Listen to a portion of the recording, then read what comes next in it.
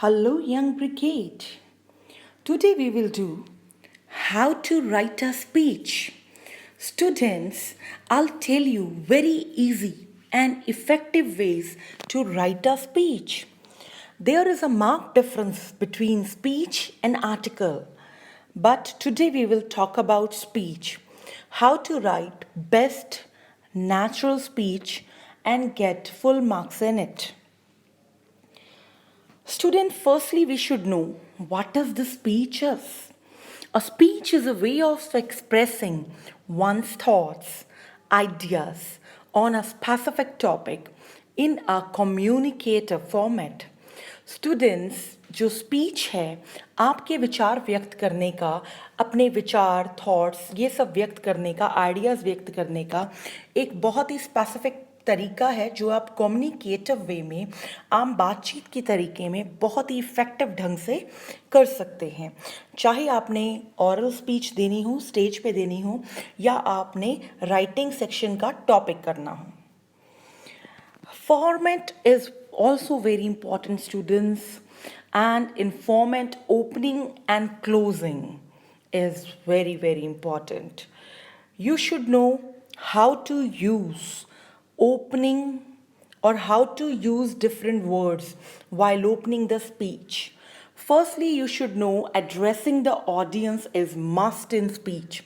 Suppose good morning, good evening, good afternoon to each and every one sitting here, or when principal, director, judges are sitting, you have to say, worthy principal ma'am, respected teachers, and my dear friends, like this.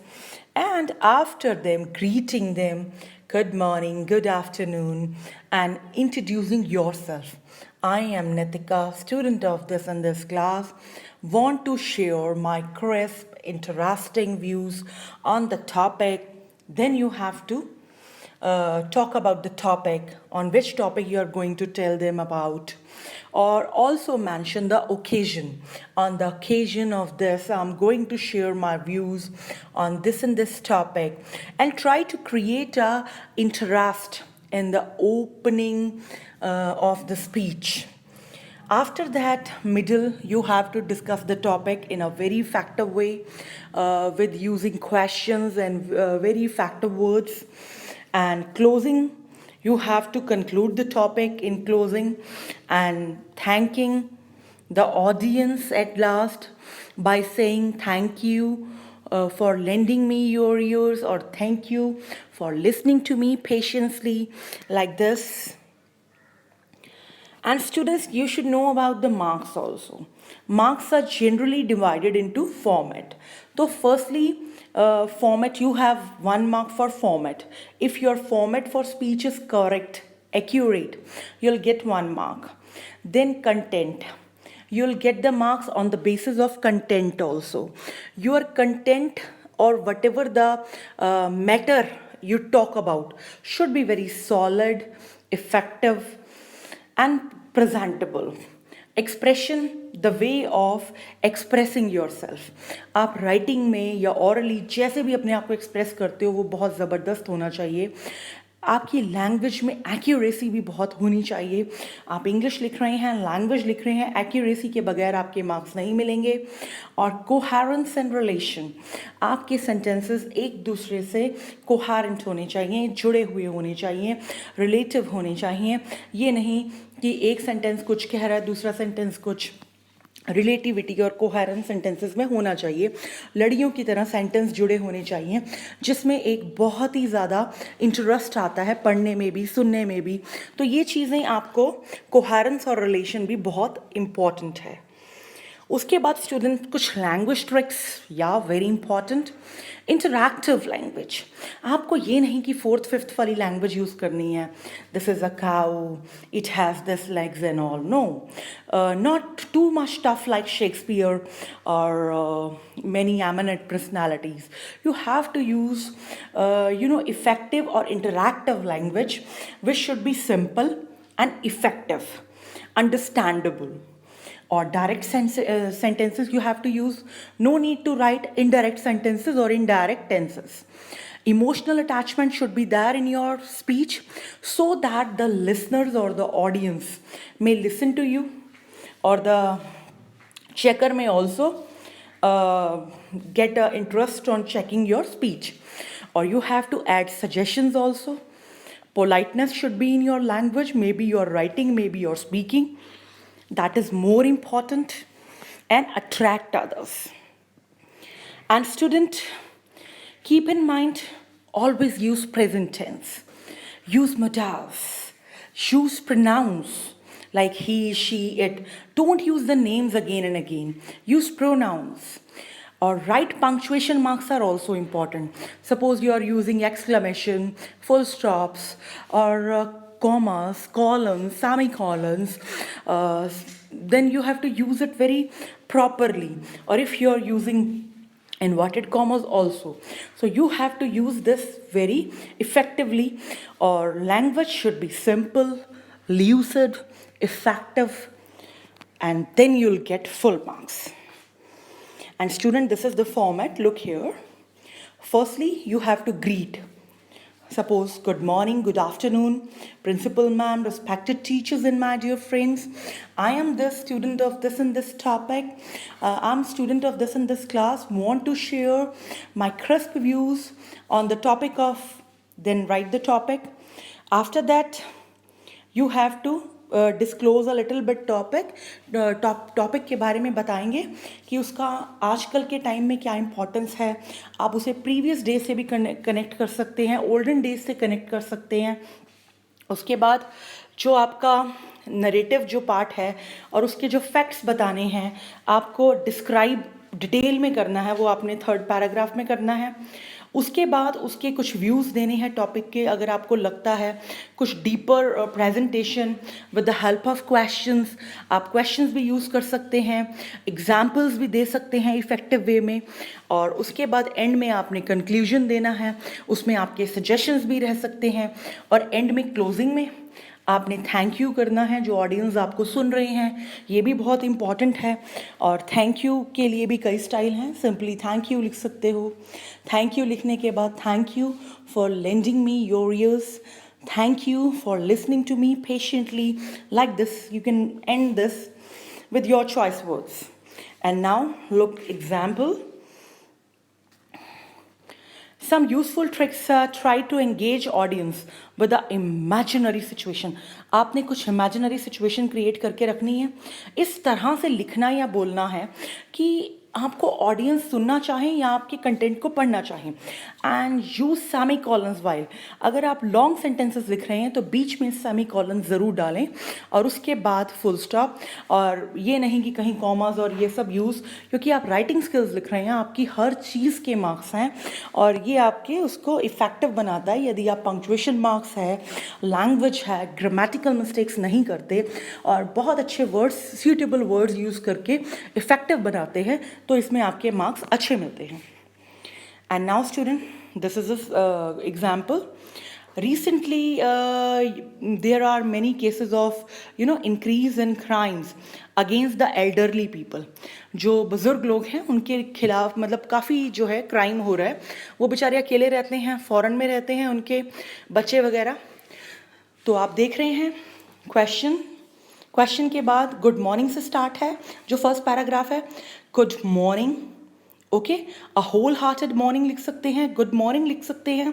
Respected जजेस और principal ma'am, teachers and my dear friends. Then full stop. Today I comma. Okay, then write your name. If you are girl, Raveena. If you are boy, Ravi. Okay, then I'm a student of this and this top class, want to speak on alarming increase in the crime against the elderly in the society. elderly जो बड़े बूढ़े हैं उनके आप बारे में बोल रहे हैं कि बहुत क्राइम हो रहे हैं और वो जो है उनको काफ़ी सामना करना पड़ रहा है. जो बेचारे अकेले रहते हैं, या तो उनके बच्चे जो हैं वो अब्रॉड में हैं या वर्किंग हैं, दोनों हस्बैंड वाइफ, जो कि अपने बुज़ुर्ग घर में रहते हैं, बच्चे घर में रहते हैं. तो चोर उचक्के जो हैं वो आकर उनको रॉब कर लेते हैं और मार भी देते हैं. तो जो क्राइम है बुज़ुर्गों के लिए ये काफ़ी बढ़ रहा है बड़ी सिटीज़ में। और once old age is considered to be an age of vulnerability, respect और रिगार्ड की एज होती है, उनको बेचारों को रेस्ट चाहिए होता है। There are many old parents और ग्रैंड पेरेंट्स हैं जो अकेले रहते हैं, बच्चे उनके या तो फॉरेन में सेटल हो चुके हैं या फिर न्यूक्लियर फैमिलीज अपनी अलग अलग रहते हैं, जॉब करके वो रहते हैं। और अनफॉर्चुनेटली, दुर्भाग्य से, ये जो एल्डर्स है, these elders are targeted by the miscreants, जो बुरे काम करने वाले हैं, हु टेक एडवांटेज, वो इसका फ़ायदा उठा लेते हैं, इनके लोनलीनेस का, इनकी अकेलेपन का, इनकी एज का, उनको रॉब करते हैं, लूटते हैं और उनकी बिलोंगिंग्स, चीज़ों को लेने के लिए कई बार तो मर्डर तक कर देते हैं। देन इन देयर होम्स, घरों में। And as the elderly are often dependent, ये तो हमें पता ही है, बड़े बुजुर्ग डिपेंडेंट रहते हैं सब पर, डोमेस्टिक हेल्प के लिए नौकर चाकर घर में आते हैं, वो फिर इनके बारे में सारी जानकारी रखते हैं। तो चोरी और वो सब होती है तो वो डोमेस्टिक सर्वेंट्स की वजह से ही होती है, और वो इसके लिए दे हुडविंक्ड होता है, बी फूल, उल्लू बनाना, वो इनको बेचारों को उल्लू बनाकर लूटेड बाय द हेल्प। फिर इन बेचारों को उल्लू बना लेते हैं, ये बेचारे हेल्प के लिए रखते हैं डोमेस्टिक सर्वेंट्स, ये उल्लू बना के उन्हें लूट के कई बार तो मर्डर भी कर देते हैं। तो द वो सफ़रर्स आर द ओल्ड पीपल, जो अकेले रहते हैं, अपने बहू बेटा से दूर रहते हैं, अपने फैमिली से दूर रहते हैं, उनके साथ क्राइम जो बढ़ रहे हैं उसके ऊपर ये आपने स्पीच लिखनी है।